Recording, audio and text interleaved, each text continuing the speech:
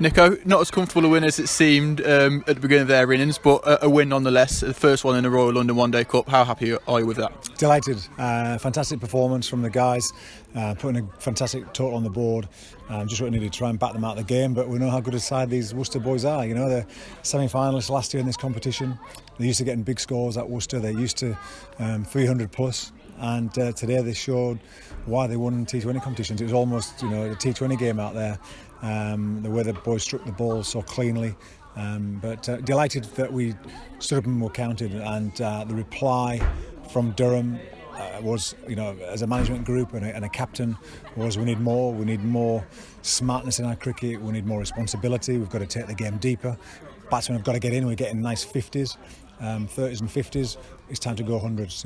Teams around the country who score big scores, they get three figures. And today we nearly had three guys who scored 100.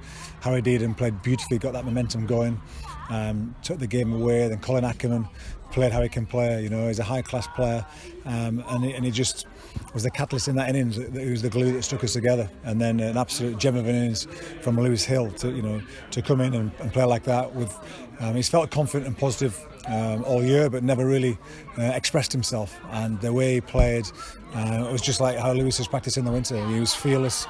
He got in, he rotated, then he dominated.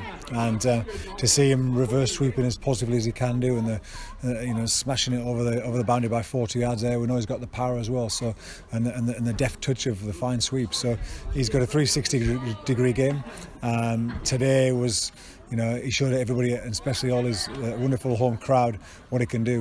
We've played good cricket in the past, but a lot away from home over the last 12 months. It's so nice to come home and have a really good performance in front of our home crowd, which was wonderful.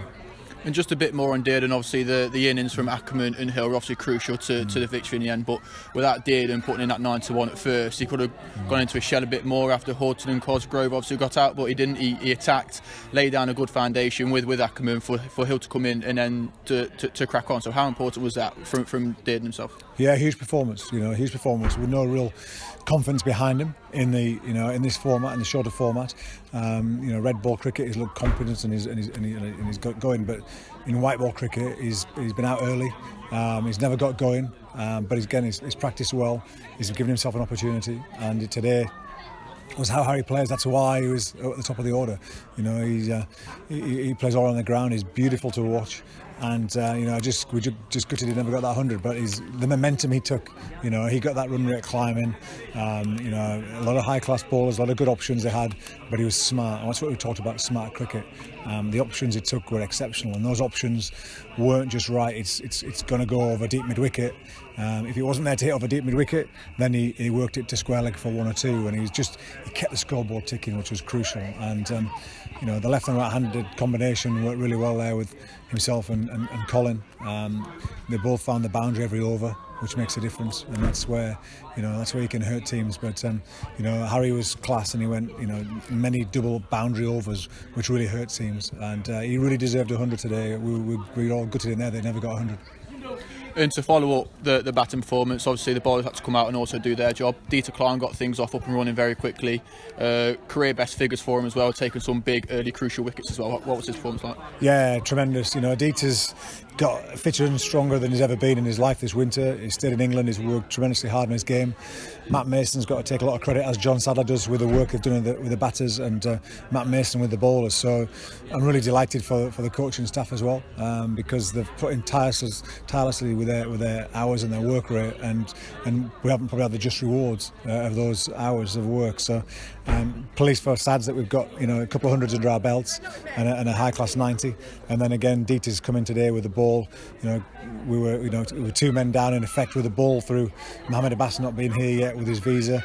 That should be hopefully the next week or so, and then Chris Wright's full of flu and cold, so Wright normally takes that new ball and swings it nicely and hits the seam. So for Dieter to come in, want to do it, really do well, and get Ricky Vessels up front, first few balls of the game sets a massive marker out, because he's a match winner. And when you have high class players that can win a game and score 8, 9, 10 over themselves, And these power plays are crucial nowadays. You know, it's so hard on bowlers. Just having limited guys out of the inner circle to start with is so tough. So Dieter put balls in good areas at high pace, uses bouncer well, he uses slow ball well, he kept his line well, and got his just rewards. And he also fielded beautifully down here as well, in a key area where the sun's setting over there, over the nets, and he's looking into the sun a lot. And there's hardly any twos to him. Brilliant throwing arm.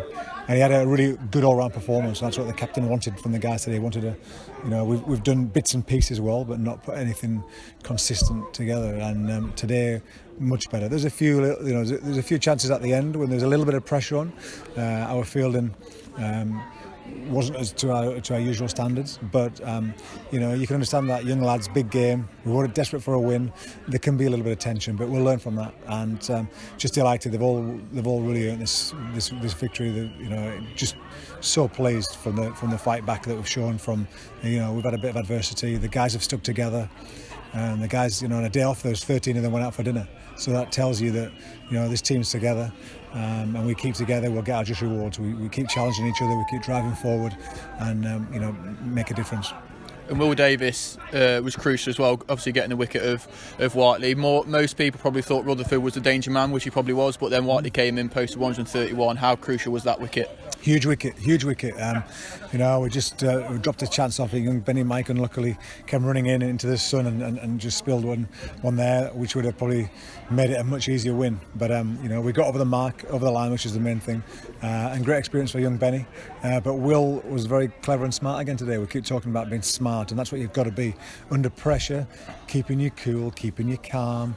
Executing your skills under pressure is a skill and an art form. And Will today, he took the pace off at the right time. He bowled the right lines to the right players, and he was really consistent today. And he's got his just rewards. Whiteley stayed in for another couple of overs. Then it's a real tight game. And Worcestershire are used to winning these games, and for him to do that, to come on and get those crucial wickets at the right time. Was fantastic, and Tommy Taylor today had a bit of unluckiness with his he tried to bowl two slow balls that got were above waist high, so he gets worn and then he gets off sadly. When to know that one of your prime death bowlers isn't going to be there at the end, it puts a little bit more responsibility on people's shoulders. But the guy stood up and wanted to do it, which is important. And just to look ahead to Derbyshire now on Wednesday, a team that, especially with this performance from today, you'll be looking to build on the victory from today and really kickstart the Royal London campaign. Yeah, that's what it's about, isn't it? It's about momentum. This game, so much is about momentum with bat and ball and victories, and knowing that you can win and expecting to win is massive. Derbyshire are a canny side. They had a good year last year. They did reasonably well in the T20 as well last year. So we've got to respect that.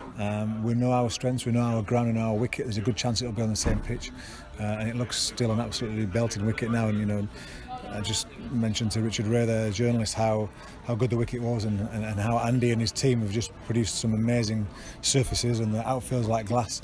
To do that in this time in April is absolutely incredible. I don't know how they've managed it. So delighted for the groundsman. We know what we're going to get. We know we're going to get a great pitch, and then we've got to make sure that we execute our skills to the right game plan.